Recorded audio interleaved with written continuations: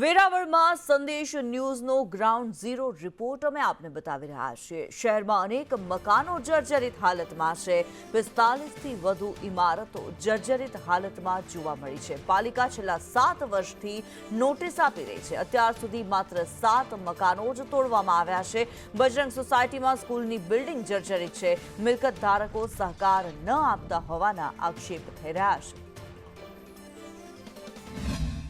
વેરાવળ નગરપાલિકાએ અત્યાર સુધી 55 આસામીઓને નોટિસ આપેલી છે, જેમાં 19/5/2025ના રોજ છેલ્લી નોટિસ આપેલી છે અને વેરાવળ નગરપાલિકાએ વારંવાર નોટિસો આપવાનું ચાલુ રાખ્યું છે, જેમાં અતિ જર્જરિત બિલ્ડિંગો, જેમાં ટોટલ 9ને આપણે ઉતારી લેવામાં આવેલી છે, જેમાં 3/7/2025ના રોજ ન્યૂઝપેપરની અંદર પણ જાહેરાત આપેલી છે કે જર્જરિત બિલ્ડિંગને ઉતારી પાડવું।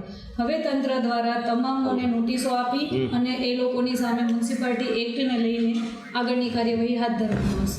વેરાવળ શહેરમાં ખારવાડમાં ગત રાતના એક 3 માળનું મકાન ધરાશાયી થયું હતું અને જેમાં 3 હતભાગીઓ મોતને ભેટ્યા છે। એક ગંભીર જે બાબત છે તે સંદેશ ન્યૂઝના રિયાલિટી ચેકમાં સામે આવી છે।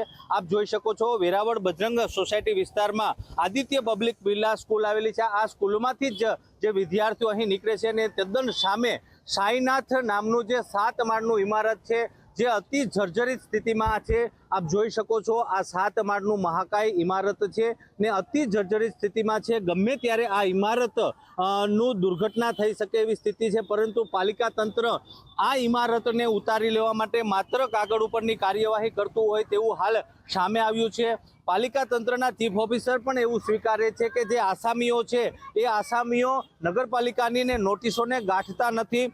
વેરાવળ પાટણ શહેરમાં અંદાજે 55થી વધુ આવી જર્જરિત ઇમારતો છે, જે પૈકી માત્ર 9 જેટલી ઇમારતોને જ ઉતારી લેવામાં આવી છે। બાકીની ઇમારતો આજની તારીખે યમદૂત સમાન ઊભી છે। ત્યારે શહેરના એક સામાજિક આગેવાન સંદેશ ન્યૂઝ સાથે જોડાયા છે, આપણે એમની સાથે સંવાદ કરીશું। આપનો પરિચય સર?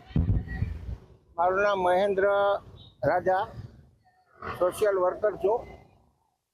આદિત્ય બિરલા સ્કૂલની સામે આવેલ સાઈનાથ બિલ્ડિંગ એને નગરપાલિકાએ લગભગ 2018ની અંદર ઉતારી લેવા માટેની નોટિસ આપવામાં આવેલ હતી, પરંતુ આજે 7 વર્ષ થયા આ બિલ્ડિંગ એકદમ જર્જરિત હોવા છતાં નગરપાલિકાએ તાત્કાલિક ધોરણે પગલાં લેવા જોઈએ તેવું અમારું માનવું છે।